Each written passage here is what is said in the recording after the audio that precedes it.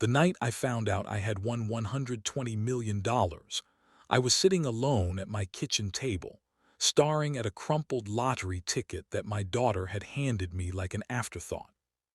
The clock on the wall ticked louder than usual. The refrigerator hummed. Outside, the neighborhood was quiet, the kind of quiet that makes you hear your own breathing. I remember thinking, funny how the smallest gifts sometimes carry the loudest echoes. 3 days earlier, it had been Father's Day, and I had never felt smaller. Father's Day. My daughter Emily had always been my entire world. When her mother left us 15 years ago, Emily was just 11, fragile, confused, clutching a stuffed rabbit as if it were the only stable thing in her life. I became father and mother in one breath. I learned to braid hair from YouTube videos. I packed school lunches. I sat through dance recitals, parent-teacher meetings, heartbreaks, and college applications.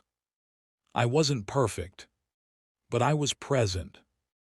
When Emily married Daniel 2 years ago, I told myself that letting go was part of loving her. Daniel seemed decent enough, polished, ambitious, close to his parents. His father, Richard, owned a chain of car dealerships. They were comfortable, well-traveled, loud in a way that filled rooms. I was quieter, an accountant, widower, predictable. Maybe predictable doesn't shine very bright next to successful. That Father's Day, Emily invited both families to dinner at her house. Richard arrived in a linen shirt that probably cost more than my monthly grocery bill. His wife, Gloria, wore pearls. They laughed loudly and hugged Emily like she had just returned from war. I stood in the doorway, holding a small potted orchid for her. When it was time to exchange gifts, Emily clapped her hands excitedly. "Okay, Dad's first." She handed Richard a large white envelope with a golden ribbon. He opened it dramatically, reading aloud. 7-day Caribbean cruise for two. Gloria gasped theatrically. Richard laughed, standing to hug Emily tightly. "This is incredible, sweetheart." Everyone applauded. I smiled, of course I smiled. Then she turned to me. "Dad, I didn't know what to get you," she said lightly, handing me a thin card. "But I know you like these sometimes." Inside was a single lottery ticket. Just one. No envelope, no ribbon. The room felt warmer than it should have. Daniel chuckled. "Hey, maybe it'll hit big." Richard clapped me on the shoulder. "You never know, Stephen." I nodded, forcing a laugh. "Yeah, you never know." But I did know. I knew what it meant. Richard got the cruise because he could talk investments and golf memberships with Daniel, because he hosted holidays in a house with marble floors, because he was the kind of father-in-law people brag about. And I was the dad who packed peanut butter sandwiches and drove an old sedan. I folded the lottery ticket and slipped it into my wallet. I didn't scratch it that night. The scratch. 3 days later, I found it again while searching for a receipt. The ticket was slightly bent, warm from being pressed against leather and old bills. I don't know why I scratched it then. Maybe I was bored. Maybe I was still nursing the bruise in my chest. The coin scraped across the silver film slowly. First number, 14. Second, 27. Third, 32. I checked the numbers on my phone. My heart began to thud. Fourth, 41. Fifth, 8. Sixth, 19.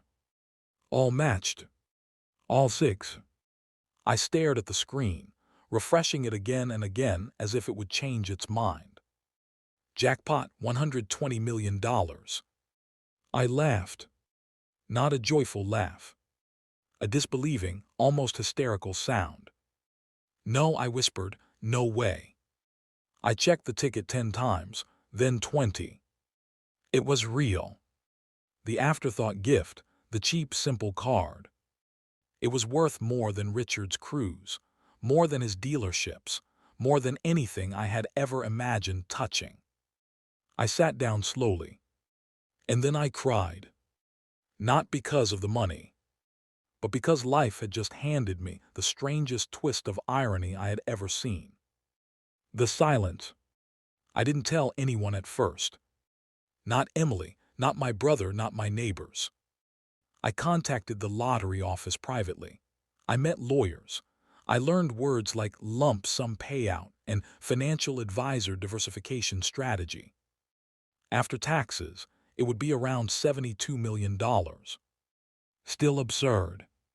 Still life-altering. I could retire tomorrow. I could buy houses, cars, islands. But as I sat in the lawyer's office signing documents, one question kept gnawing at me. Why did it hurt so much that my daughter chose a cruise for him and a lottery ticket for me? The money didn't erase that feeling.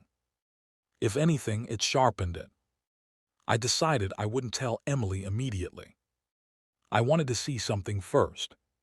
The shift. A week later, Emily called. "Dad, did you scratch that ticket?" she asked casually. "Yeah," I replied evenly. And she laughed. "Win $5." I paused. "I won something." "Oh really, how much?" "Enough," I said. "We should have dinner soon." She didn't press further. She was distracted, busy, life moving fast. 2 days later, the news broke. You can't hide a $120 million win forever. My name was everywhere. Stephen Morales, local accountant, wins historic jackpot. My phone exploded. Old classmates, distant cousins, former coworkers. And then Emily. She arrived at my house unannounced, eyes wide, breathless. "Dad, why didn't you tell me?" I studied her face. There was excitement, shock, and something else. Opportunity. "I was going to," I said calmly. She laughed nervously. "Oh my God, Dad, this is insane. You're rich." I didn't like that word in her mouth. "I suppose," I said. Daniel showed up 15 minutes later. He hugged me harder than he ever had. "Sir Stephen, this is incredible." "Sir?" That was new. Within days, invitations poured in. Richard invited me to golf. Richard, the man who had barely spoken to me beyond polite small talk, would love to discuss some investment strategies, he said smoothly over the phone. I almost admired the timing. The proposal. 2 weeks after the win, Emily invited me to dinner again.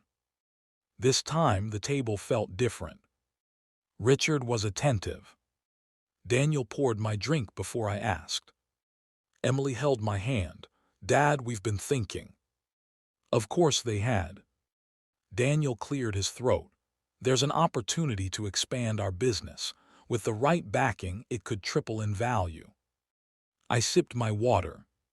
"And you'd like that backing from me?" They exchanged a glance. "It's family," Emily said softly. "We build together." Family. The word felt heavier now. I leaned back. "Tell me something, Emily." She blinked. "What?" "Why did you give Richard a cruise and me a lottery ticket?" The table froze. Richard shifted uncomfortably. Emily flushed. "Dad, it wasn't like that." "How was it?" Daniel's parents love traveling, and you always joke about winning the lottery." "So I was the joke." Her eyes filled with tears. "No, that's not fair." "Isn't it?" Silence settled thickly between us. I wasn't angry. I was searching. Searching for honesty. The truth. Later that night, Emily came to my house alone. She sat on the couch, where she used to curl up as a child. "I never meant to hurt you," she whispered. "I know. But sometimes I feel like you're okay on your own. You've always been strong, independent. Richard and Gloria expect big gestures. They measure love in grand things. And you think I do." She shook her head. "No, I think you measure love in sacrifices." That hit harder than anything else. I worked hard for you, I said quietly. I know, she cried, and I'm grateful, but sometimes I feel guilty, like I owe you everything. With them it's easier, flashier, simpler. So that was it. The cruise wasn't about love. It was about pressure, expectation, image. I exhaled slowly. Emily, I never wanted you to feel indebted. I know. Money won't fix what we don't talk about. She nodded. Daniel's business, I asked gently. She hesitated. He wants to prove himself to his dad. There it was again. Richard's shadow. The decision. Over the next month, I made choices quietly. I paid off Emily's student loans anonymously. I donated to local schools. I set up a scholarship fund in her mother's name. Then I invited everyone to dinner, my house this time. No marble floors, just the old oak table. After dessert, I stood. I've decided something, I said calmly. Richard leaned forward eagerly. I won't be investing in Daniel's expansion. The room stiffened. But I continued, I will help in another way. I turned to Emily. I'm setting up a trust for you. It's yours, not Daniel's, not Richard's influence. Yours for security, for independence. Daniel's jaw tightened slightly. Richard forced a smile. And I added, if Daniel's business succeeds, it should be because of his work, not my wallet. Silence. Then Emily stood and hugged me. Not the polite hug from Father's Day.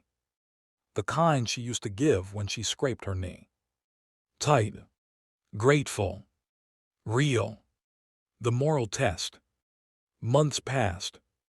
Something unexpected happened. Without my money, Daniel worked harder, smarter. He secured smaller investors. He built credibility. Richard stopped calling as often. Funny how that works. Emily visited me more. Not because I was rich, but because we had talked. One evening, she brought an envelope. Inside was a printed picture of a cruise ship. For you, she said. I looked at her. I thought you didn't like cruises. She smiled.